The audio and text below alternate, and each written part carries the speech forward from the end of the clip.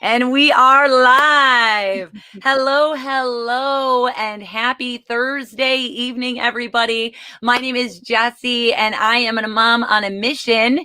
And it is Thursday night, which means that it is time for me to bring you an awesome mom to share some knowledge with all of you guys.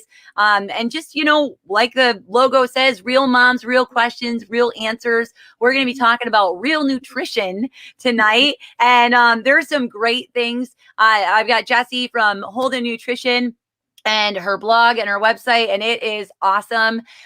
We're going to give everybody a second to kind of find us. So feel free to, when you jump in, do hashtag live if you're here live so we can hear that you're there or see that you're there. If you're catching the replay, thank you for joining us. Go ahead and do hashtag replay so we know that you caught up with us.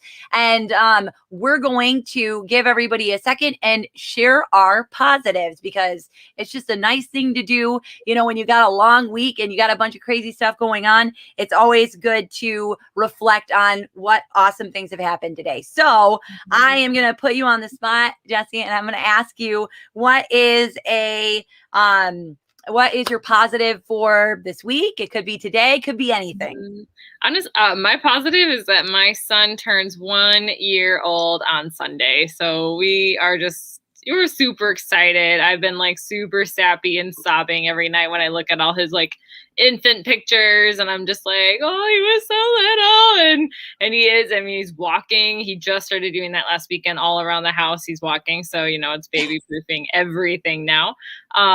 He hates when I leave the room, and he's just the cutest thing in the world. And I just love him so much. So honestly, he's my positive this week. He's awesome.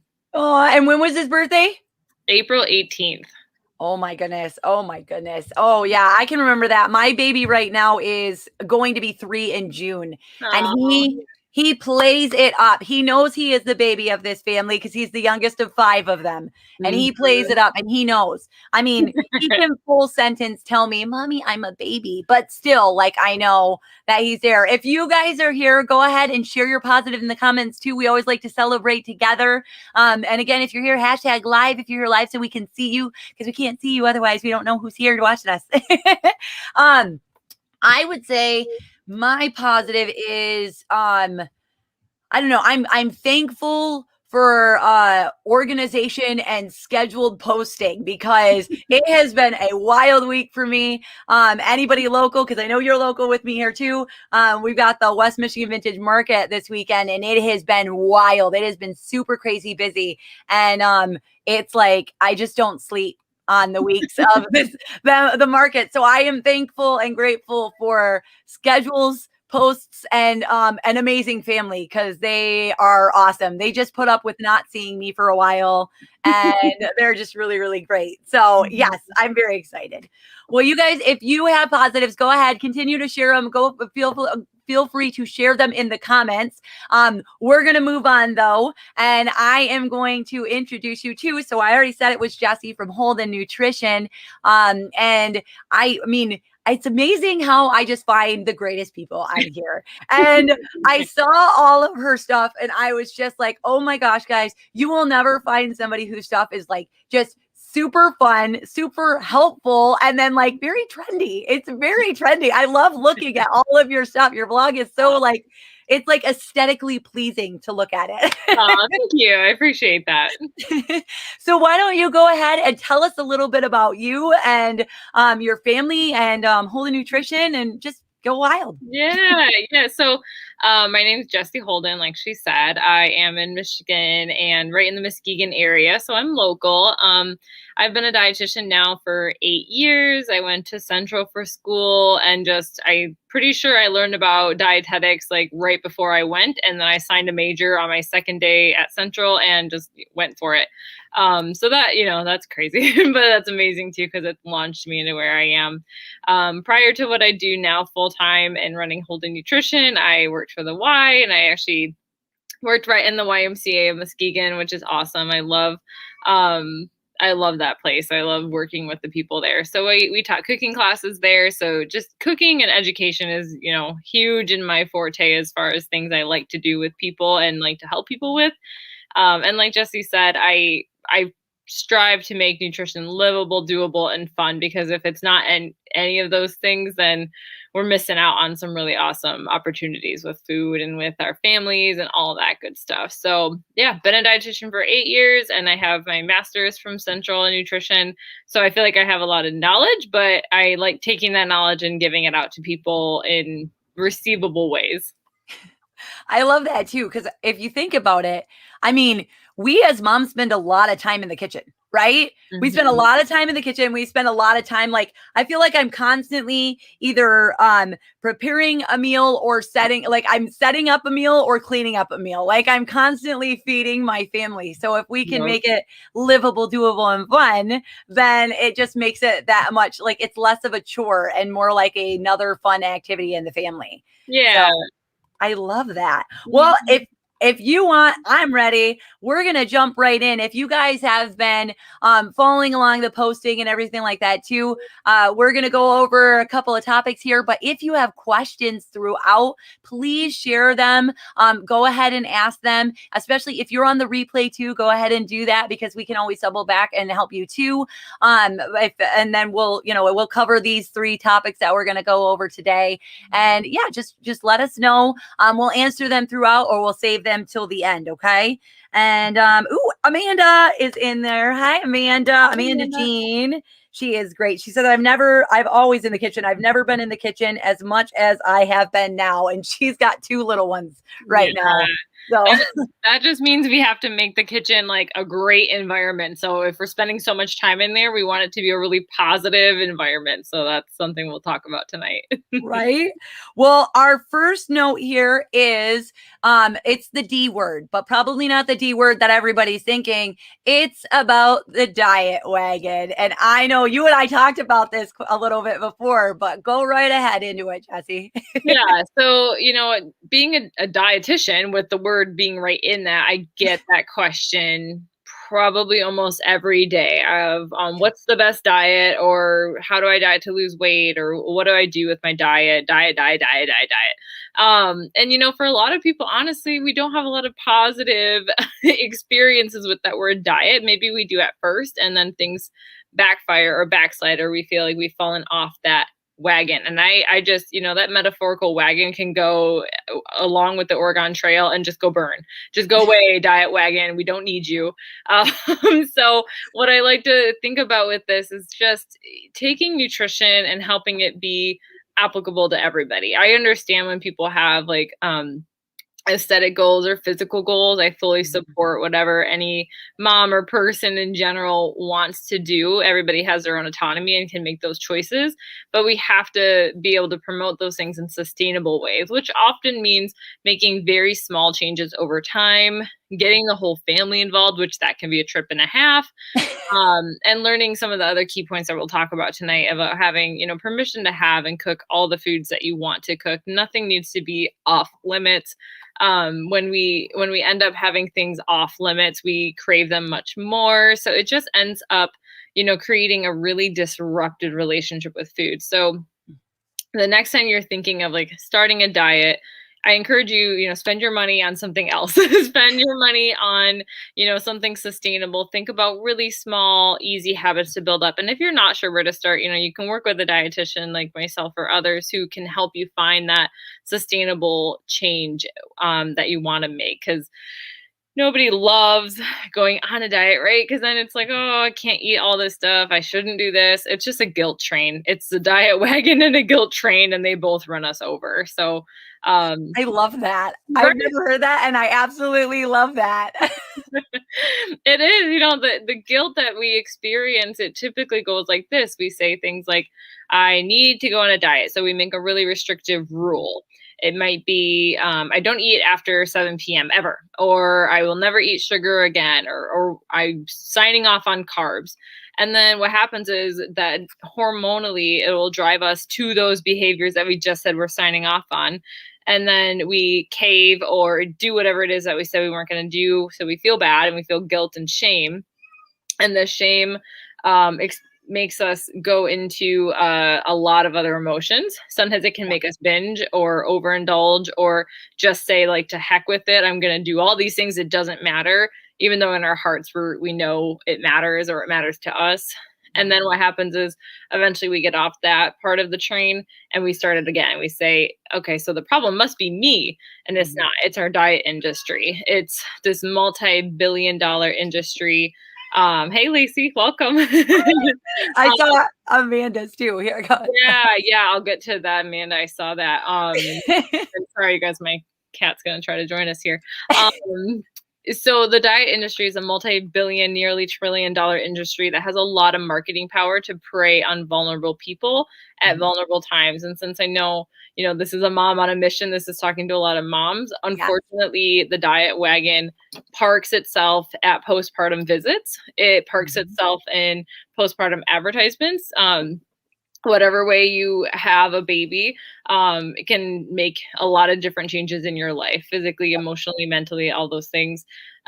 So the diet wagon will come and park itself there and make a mom feel like, okay, well, in 6 weeks, you got to get your body back. And that phrase itself is damaging from the diet industry. And that's all where it comes from. It's this saying that we have to all be in this ideal weight, which doesn't make any sense. Those calculations are bogus. It's saying that we need to be in this BMI, which I could go on and on about how BMI is a goal, but I won't go into that today. But yeah, so, and Amanda, I tried a smoothie diet for a month, cannot drink another smoothie. Yeah, because, we do things so we get that motivation rolling. We get kind of excited about it. So it's totally normal to try things, but often they're not sustainable long term. And then we end up beating ourselves up. Maybe not everybody, but a lot of people I work with end up beating themselves up, like emotionally or just in their mind with their thoughts. We can really berate ourselves and be quite cruel to ourselves when we've fallen off that diet wagon. Well, and I like to remind moms, especially too. I mean, sorry, I had that, but I love to remind moms too, because, like you're not even supposed to have intimate activities, we'll call it, for at least 6 months or 6 weeks after your baby. Like, how are you supposed to get abs? Like you're not supposed to be doing all the things. Like you're not supposed to be vacuuming. You're not supposed to be doing that. Okay. You sure as heck shouldn't be doing planks and scratches, like, all of that. And I really saw it definitely on my latest one, because he's my 5th child, my 6th birth. And I did not come back from this one like I have some of the others. Some of the others, it was like, okay, like I lost that weight right away. And I did it like, man, it stayed in my hips and my gut this time. Like he is holding on tight. It was a lot harder getting rid of the weight from number 5 than it was for all the others. Honestly, other than my first one, I think my first one was where I gained the most weight during the pregnancy. So it took a lot longer to get off. But like this last one, I mean, I'm still carrying around some of his weight. And I'm like, honey, this is what you get. Well, and I think what's important, and Lacey, I like your comment that you said you're on a nutrition plan. It's not a diet. I like that method. It's, it really, that word can be so damaging to us. So finding alternative ways of making plans, because I understand people want to change their nutrition, or they want something to follow, or they want help in that. That's what I do. That's literally what I do every day. Yeah. So I like that you're calling it a nutrition plan. That sounds positive. And I'm glad that makes sense, Amanda, that it's about, committing to small changes instead of like a 30-day, 2-month, 3-month, whatever it is, diet. But you're right, Jessi, too, that like bodies change after birth. I mean, I've only experienced it one time, but my body's very different. And I think the problem I have with the narrative is that they say things like women should get back to their body weight, or they'll say things like to women, like, don't worry, you'll lose the weight. And it's like, maybe that wasn't my goal. Who said I have to lose weight? What do I need to do this for? So it's just interesting how much our society puts pressure on women to fit this mold when that's often not the case of most bodies. Yeah, I love it. It's funny, actually, with my first one, he was growing like the entirely wrong way. And he actually was like starting to displace my hips. So I actually like fit in stuff differently completely after his birth.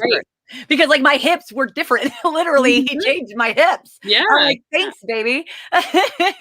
Well, one of the things that you were talking about is like, like saying that you like the foods and everything like that and choosing your foods. And that goes right into our next one, which is the good food versus the bad food. And I mean, there are so many things. Like you have like 1 week, it's like, don't eat dairy. 1 week, it's like, don't eat bread. 1 week, it's like, eat nothing but fat. Then don't eat fat. Like it changes whatever like magazine says that we need to be doing that week. That's what it is. So how do we know what the difference is between the good ones or the bad ones? So two-part question, I think. So to answer that question, as far as like the good advice versus the bad advice, when you see advertisements in magazines, media, all that, the unfortunate thing is that they take scientific literature and they take out one very small piece of it, whether it's a human study or a rat study or whatever it is. And they really can blow things out of proportion and make it sound like eggs are bad. Oh my gosh, don't do eggs. Or, the news would never do that. I don't know what you're talking about. The news would never do that. Never. Although they'll say like, do this every night or do that. So the problem is that oftentimes you're not getting the full picture. And the problem also is that there is never going to be one universal diet or plan that works for everybody. That does not exist. So the problem is that like our industry just puts out a lot of bogus because they want money. I mean, the diet industry wants money. So they're going to tell you that this is the magic solution. This is the solvent. This is the pill. This is that. And it's always going to be much more than that. A lot of people, I work with people all day, every day who want to make changes, whether with their nutrition, their body, whatever it is, their health, their labs. And it's never going to be just one thing. And most of the time it's not even just food changes. It's really mental health changes and mental thoughts in your relationship with food. So the good versus bad food philosophy to me is that there are no differences. There are no good foods. There are no bad foods. And, people will argue with me on that and be like, oh, so you're saying pop is good or, carrots are bad. And I'm like, no, I'm not saying that. Yes, we all know that carrots have, maybe we know they have vitamin A or they have fiber and, great, some antioxidants. And then you think about soda pop, which we know has sugar in it. Okay, let's stop the demonization of sugar. So you're getting two opposites, but if I tell you that, well, this is good for you and this is bad for you, and you go and drink the thing that's bad for you or eat the thing that's bad for you, all that does is place judgment on yourself. And all that does is me place judgment on you for making that choice, which gets everybody nowhere. So I know it's kind of hard to get out of that narrative and to not see that. But if you can just see all food is food. Yes, some food has more nutrients, more fiber, more protein, more. Moderation is a good word for that, Lacey. If we don't see it that way, we get stuck in those all or nothings where we go really hard into something. We're like, okay, I'm going to do this. I'm going to gear up. I'm going to start Monday. And then by Friday or even earlier, it's like, I cannot sustain this. And we go into the Last Supper and we it's so normal because our society makes it so normal, but it is not helpful. So again, if you can do one thing from tonight, is just to start getting the idea that food is good or bad out of your mind, or at least replace those thoughts when you have them with something different. We promise that's going to help repair your relationship with food and your body and your health, because it won't be about guilt and shame. You'll have the opportunity to make choices. This also kind of lends itself to that word choices. If you can give yourself to have unconditional permission to eat whatever you want. I know that sounds a little scary. A lot of people say that and they're like, well, then I'm going to eat ice cream all day, every day. I'm like, okay, do it. I want to see you do it. I want to see you try it and tell me how you feel. Yeah. They might do it. And then they might find, wow, I didn't actually like that as much. That didn't feel good to do that every day. And that's helping us get back in tune with our body's actual needs and wants. And it just allows like all food to fit in whatever way you want it to look like for you. So that word moderation can help, but also just like the word permission, getting rid of the words good and bad with food. Because really all it does is produce guilt. If I say like, oh, Jessi, I was so bad. I ate ice cream last night and I'm on a diet. We know that narrative. We probably have either said those things to ourselves, or we've said them to other people, or we've had people say them to us, and it just, it's hard. And this is not something that changes overnight either, this relationship Yeah. with food. And weight changes too, Lacey. That's great. I hope you're finding a sustainable path for yourself. It's awesome. But I think it's so important to just really take that out of the narrative if we can over time. Well, and that's like, I have, I might, I won't say who, but I would be outing somebody, but I have this conversation, like this dialogue with somebody all the time. And, like I think I've said it before, where it's like the cookie, where, like I want a cookie. I eat a cookie. Okay. If I want, like, I'm addicted right now. I'm addicted to these Sweetos. They're Cheetos that are cinnamon sugar and they have like a butter taste. Yeah. I'm addicted. Okay. I'm eating like at least one of these a day. And I'm like, I bought a whole bag of them. And my husband's like, oh, you got them for the kids? And I was like, no, these are mine. But yeah, they're mine. But like, I'll get myself like the little bag of them and I'll eat it now. Like I'll eat a little bit here and there. It's like my treat after I've gotten all my work done. And I'm like, okay, like I'm waiting for it. Like my coffee, if I would have coffee or a glass of wine or whatever. And I do, or like, if I want a cookie, I eat a cookie now, because otherwise I've had this conversation with other people too, is that, like they'll say, no, I don't deserve the cookie. I don't deserve the cookie. I don't deserve the cookie. And then it's like 3 a.m. when your kids are sleeping, nobody's home, and you're eating an entire box of Girl Scout cookies because you told yourself you couldn't have it for so long that now you just want it and you like totally binge. And so then it like puts in that binge dieting. I think that is like number one cause of that, is just like saying, I can't have this. I can't have this. And then you break, because we're not robots. Like, we're emotional creatures. And, a lot of people will tell me like, well, I don't want to eat for my emotions. I'm trying not to be an emotional eater. Well, that's not really possible. We're all emotional eaters. You're going to eat out of happiness, boredom, busyness, depression, sadness, anger, spite. Oh, I saw the spite eating. That's a big one. But, we're emotional creatures and it's okay. But I think it's definitely tough when diet cultures have interrupted our ability to tune into those emotions and lean in and figure out which way eating emotionally, how does this work for me?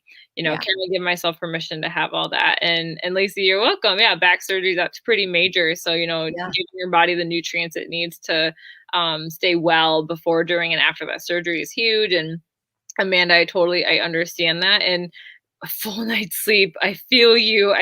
Honestly, my son is turning 1 on Sunday, and I'm just starting to get some better night's sleep. So I feel that so much. And sometimes it's important to take weight off the table. I just want to throw that out there since she said that. I think sometimes if we can get rid of that scale for a little while, focus on the habits, focus on what is giving you energy, what's providing you wellness and nourishment. That's not just food. Maybe it's movement. Maybe it's meditation. Maybe, yeah, you bet, Amanda. Maybe it's enriching your life.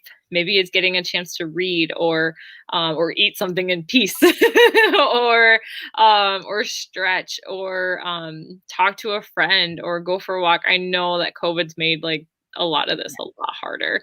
But it sometimes it's really helpful to just completely take weight out of the equation and focus on behaviors and what makes you feel well. Let that scale and what changes with your body be a side effect, not the main focus. I love that, because we actually, it was before I got pregnant with my son, which was actually before I got pregnant with my son, I was probably like the best shape I had ever been in. And what we did is we took the scales out of our house. I threw them away because him and I were both obsessed with the number that was on the scale. We were obsessed with it. And I would I look at pictures of myself now, because, we do that. And we look at pictures of ourselves and I'm like, man, look at that little girl that was so worried. Like, I'm like, man, like I look good. And I was constantly worried about my size and what my weight was and all that. And when we took that off, it was how I felt, how I you know what I mean? Like how I felt, how much energy I had, if I felt that I looked good. Because there were days that I would feel like I looked good or I felt really good, and I'd step on that scale and I'd be like, what the heck? And I was like, why am I doing this to myself? And so we threw it out, and we have not had one since. And that was like 5 years ago. Yeah. And I've not had one in my house since, and I will never get one, because that's what it does. It's like, I feel good. I don't care how much I weigh right now, because I feel good about it, you know? Exactly. And I think that's something that it's a positive thing to do for a lot of people if you don't have a good relationship with that scale, which most people do not. And that's okay. That's okay if you don't. And getting rid of it can be tough, and throwing it out can be really helpful. Or you can work with someone, like I said, to kind of gradually wean from that. But really, yeah, starting to focus on other things, how you feel, and most importantly, like physically and emotionally, you know, what are the core feelings? What can we do to address those things gradually over time? And how much grace and compassion can you try to show yourself during that time too is so important. Yeah. And I don't want to dishearten you mamas to the younger ones, but we're in a sleep regression phase right now. He's almost 3, and I'm so tired. Yeah. You I'm know, exhausted. it's so hard. You know, I didn't really, I don't think I had a true understanding of it until I've been going through it now, just how tiring it can be emotionally, physically, lack of sleep, all those things. If you're able to get any support and have somebody help you get a night's sleep, man, take it whenever you can. That's so important. And I like to add too, if when the good versus bad foods, I think you were saying it too, like really any food too, because like there I had somebody on a few weeks ago, and we talked about actually like anorexia and everything like that too, like any food, really any food too, because there are times my life gets so busy, I will sometimes I'll forget to, if I don't preset my meals when I go, I'll get home for dinner and I'm like exhausted and I don't feel good, and my husband, first things he asks me every time, what did you eat today? And I'll be like, I don't know if I did. And then he's like, that's why you feel like junk. So you need to get better on that. So he's like my number one person yelling at me for that. But like, you know, like making sure you're just eating anything over versus nothing too, you know, making sure you're actually choosing to eat, not just what to eat. Yep. So And of course, if you need help with that, if anyone listening is needing more help with that, there's a lot of fantastic resources out there. I'm always happy to point people in the direction to get support for that. For any of those diagnoses, or if you're suspecting that you have an issue with food, which a lot of us have a lot of disordered eating patterns from our past or eating disorders. That's something very serious to get some help on if we can. But yeah, the food's going to directly impact our energy, and we need cheerleaders supporting us in our back pocket too. Yeah, he's really good at that. He's good at feeding me. We're gonna go into the next one, which I absolutely love. Guys, thank you so much for being so active on here. And if you have questions too, make sure to put them in, because we will get to a point too where you can ask different questions. I also want to remind everybody too that Jessi has awesome meal plan ideas and food, like family food ideas and everything too. She has them over on her blog, which I did put in the comments. And at the end of this, I'm going to put in how you can she's got a free copy of the Busy Parents Guide to Meal Planning for everybody watching. So I'm very excited about that, but we're going to move on to the next one first, because I just love it. I love saying it, which is stop shoulding on yourself. When she said that to me, I chuckled, probably more than I should have, for maturity's sake, but I absolutely loved it. So go ahead, Jessi. Yes, no, I love it too. And it makes it funny, which is what I do. I like to try to make things fun as we learn. So what stop shoulding on yourself means is when you hear things like, I shouldn't eat that, or, oh, I should really go work out.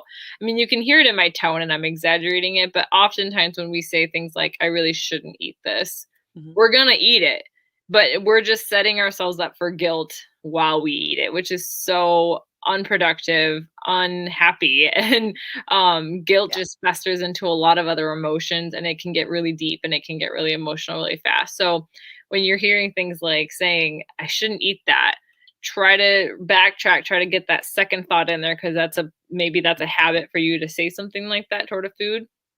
I totally understand where that comes from, or maybe you've heard it your whole life growing up, or you've heard your family say it, or you hear it on the media. That's never going to go away, because that's all people talk about on media, right? And the TV.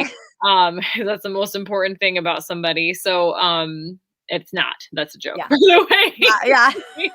But when you say I shouldn't eat that, try to say I'm allowed to eat whatever I want to. I am not sure why I'm reaching for this food right now, though. And I'm going to try to navigate that first, but I don't know what to do. So you can try, an urge surfing technique where you give yourself some space and time to kind of determine, is this coming from true hunger? Is this coming from an emotion?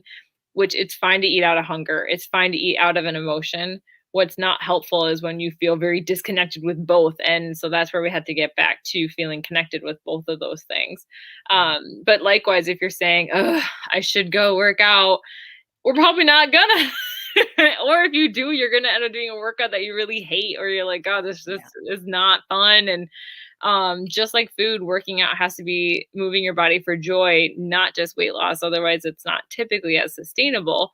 So if you're hearing yourself say, like, I should go work out, try to say, I want to move my body. I see benefits in moving my body because I feel this from it, or I enjoy this feeling, or I enjoy getting stronger, or I enjoy lifting my kids and my back not hurting. Maybe we just need some stretching. That's so important. Yeah, I love that. Right. And so instead of that, I should stretch, it's, I really know I would benefit from some stretching. How could I fit that in tonight? In what way could I fit that in? It's giving yourself options. If you can get yourself to ask yourself like how and what questions instead of like, why do I do this to myself? Why I shouldn't do this. Oh my gosh, I know better. I know what I need to do. I just need to do it. That language keeps you stuck ruminating. So to get out of that, we got to ask what and how. And I love that you gave us, because I love that you didn't just say, get it out of your head, but gave us the things to replace it with, which I absolutely love. So thank you for that, because that's awesome. It's like, it's one thing to say, well, you shouldn't do it, but like, okay, but what do I put in its place then? Like, what am I supposed to say? I don't know. Yeah. And we just start shooting on the shoulds. Well, you shouldn't shoot on your should. Yeah. I love that. That's great. And then I was trying to think. I had something that I was thinking of. I should have wrote it down, because when you were saying something, I was thinking something, and then it just completely left my brain. Sorry. Keep going. No worries. No, I mean, those shoulds, you guys, those language, it's the same thing as I need to. It's the same word. I really need to do that, or I really don't need to eat that. And so that's something else too. Let's just cover this topic. Because you kind of mentioned this earlier, like, spouses, families, especially if you told them you're working towards something, let's say it's weight, let's say it's just health, let's say it's back surgery, whatever that is. When we ask for support, you want to try to be as specific as you're able to be and as you want to be. It's your life. You get to choose who you tell everything to, of course. But when you're specific in your request, that can help avoid this situation where it's, all right, well, I'm going to have dinner, and then I'm going to have some ice cream, and then spouse walks in and says, should you be eating that? Oh, those are fighting words.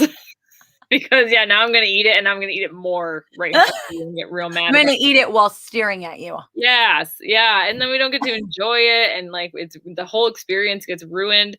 But that comes from a place of love. Typically, it's just most people don't know how to support somebody who's trying to make health changes, especially if they, kind of want that side effect of weight loss or body size changing. It's hard to navigate that as a loved one. So try to be specific, try to explain, what helps and what doesn't help, and be patient with that person too, because it's a learning experience. The more you can see it as that way, the more open door communication is going to be there, instead of that shut, like, you're sabotaging me, you're bringing this food and you're doing this. That's just going to get you riled up and stressed, and we're going to eat because we're stressed, and then we're going to fuel the same problem. Yeah. Oh, I love that. I do. It's funny because you're saying, like, when you feel like, oh, I feel like I have to work out. Yeah. I try to work out on Monday, and I swear to you, I felt body parts I haven't felt since before I had my son. I was like, honey, I don't know what I can't identify this part, but it hurts now. So I'm not doing this one anymore. It's too much. I don't want it. Yeah. Oh my goodness. Well, I want to make sure if you guys have any questions, I'd like to hear more about the family meal planning and everything too, because I think that that's something that's super awesome. And I know that it's a big focus on your blog too, right? Mhm. Yep, definitely. So, if you go to the blog, you're going to find recipes, resources for pregnancy, postpartum, beyond, lots of different like meal plan ideas, and just a lot of different information in there. I like to pick a lot of just sometimes random topics or requested topics. So if you ever have a topic you want to request, let me know. But I created a 10-page free guide on meal planning with the 4-week meal plan in there for families. So like Jessi just put in the comments, if you want that meal guide, just send me an email and I will get that to you. And I'll be happy to answer some questions if you have them too. Lacey, it's okay if you suck at meal planning. That is what this guide is for. And honestly, I give you a lot of different tips. And one of the biggest things I point out in there is that I say to pick one tip at a time.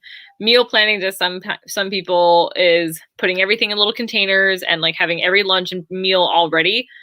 That doesn't work for everybody. I don't know a lot of people that works for. Some people does. It's awesome, but that doesn't work for everybody. But that's what we see. We're like, oh, that's what meal planning is. And, for me, meal planning is figuring out the meals that I have on hand, what food is in the freezer, what's in the pantry, starting there, what's on sale. And meal planning is a learned study. It's something to practice. So this meal planning guide can be a great start for you. I would love to send it to anybody who wants it. And then if you need more help with it, you can reach out and let me know. And just take it one day at a time. It doesn't have to be perfect. Progress, not perfection. I love that. I know. And I have to say, one of the most valuable skills that I was given is I was a pretty young mom. I had my first kid at 20 and I had no idea what I was doing. And one of the people that I absolutely adore, and it wasn't until I actually had my second, so my daughter, I was 21 with 2 kids and just didn't know how to like meal plan effectively. And that locally they had a group of nurses that would come and help you with nutrition and meal planning and all of that. And I'll tell you, that is one of the most valuable things that I continue to do. I think about it all the time. When I hear new moms, I'm like, oh, like I'll try and find those resources and send them to them. I don't think they do it anymore, the program anymore, but it was just something that I remember. It was something that literally changed everything for me. It's wonderful. Especially as more kids added on, I was like, I need all the help I can get, please. Yes. Yeah. Especially adding more mouths to feed, doing it on a budget. That is what that meal plan is all about too. There's a lot of budget friendly tips in there because I get it. You're on a budget and that's awesome. And it's how do we feed our family healthy, nourishing, and delicious and fun foods on a budget? It's all in there. I know you are on Facebook, and I was wondering because I don't know that I asked you this before, so I'll do it live. I know you have your Facebook page, right? The Holden Nutrition. We did at that. Do you have a support group? I don't have a specific one right now. It's in the works, honestly. So if that's something you're interested, let me know. I do a lot more on Instagram too, under Holden_nutrition. So there's a lot of information there, a lot of extra fun recipes, and you'll see a lot more daily updates there. So that's where I would go first. Just because I love my Facebook page, but I won't lie, I'm not as active there as I am on Instagram. See, and I'm the opposite. I feel bad. I just started up the Instagram. I've been doing the page on here for a year now, and then I just started the Instagram like a month or like a couple, like 2-3 months ago, and I was like, I need to get better on that because this is where I go live. So you guys get me here or on YouTube if you're watching YouTube or Facebook, whichever one. Yeah, this is where I go. Mm-hmm. But I wanted to make sure everybody did know. I have the group Work Like a Mother. So if you do want support as a mom, it's for working and career moms. So if you are a mom looking for support and you want to join a group that can help you with that while you're also trying to manage your motherhood, then please reach out to me. I would love to have you guys in that group. And it's building every single day. I'm super excited about it. And we're just doing a lot of fun stuff in there. Sorry, shameless plug. Hey, no worries. And Lacey, it's okay if you're not Instagram savvy. You can. I still am on Facebook, and good old email works too. I know Jessi put my email up there. It's just above, so always feel free to reach out that way too. Yeah, she's got amazing stuff. Seriously, guys, go check out her blog, because I'm looking at it, I'm like, I love it. I told you it's like trendy and it's pretty, and your Instagram is just the same. And the donut picture, if you guys like the donut picture, that was one of my favorite things. I literally told her, I was like, I'm stealing this for a post because I love it that much. It was great. It was amazing. If you guys don't know what I'm talking about, go into earlier in the week and you'll see that throwback to her doing the donut photo, because I absolutely loved it. I want to thank you so much, Jessi, for coming on with me, sharing your knowledge with us, and really just, being a support for moms, because I think that that's awesome. It's what this is about. I've been just amazed and blessed at having so many awesome moms like you that I have found, and awesome moms like those girls, like you ladies that are all in the comments, engaging and supporting. And I want to make sure to let you guys know in the comments too, if you are a mom that would like to go live and share your story, or if you have a mom that you would like to nominate, then please go over to my website. And if you scroll to the bottom, there's like a fun little picture of me, like telling you to nominate somebody, and just put their information in so that I can search them out, and we can let other people know that they people want to hear their story or their mission as well. And yeah, I'm really excited about it. And we've got some awesome moms coming up. Jessi was the start of an awesome set, so I'm excited for it. Lacey, thank you. That's great to hear. Yes, thank you. I know, Lacey, I've been following her journey. I love Lacey. I've been following her journey. So I was hoping there's some people I'm going to be forwarding this to afterwards. And I want to encourage you guys, if you know a friend that is struggling with this, especially if it's a mom, go ahead and feel free to share the link with her or share it on your page. That's always awesome, because it just gets this information out to more moms. Thank you, Amanda. That's so sweet of you.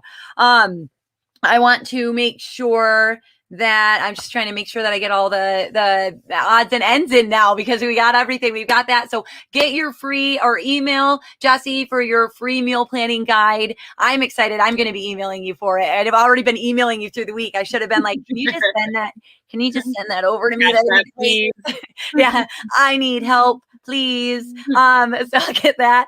And then I just want to thank all of you guys so much. If you guys had any questions, I think we got them as they were kind of going, which is awesome. But if you guys are watching this on the replay too, go ahead and put those in there. We'll make sure to double back and check on them.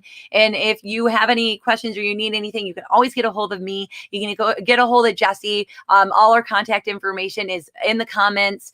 And you can always find us on Facebook, Instagram, and our websites. And I really appreciate you guys. When we are moms, we are trying to do it all. We really are. We are trying to do it all, but you do not have to do it all alone. Okay. That's what this whole show is about. That's what this whole thing is about. So if you are a mom, just again, no, you don't have to do it all. There is support out there. If you can't find it, come find people like us, because we will help you. We will help you find those. We'll help you find your people. We'll help you find your tribe, because nobody should have to be doing it all alone, and you don't have to either. Okay. Thank you, Jessi. Thank you, everybody. My name is Jessi. I am a mom on a mission. It's a mother of a mission. Thank you for joining me, and have a wonderful Thursday night. Bye, guys.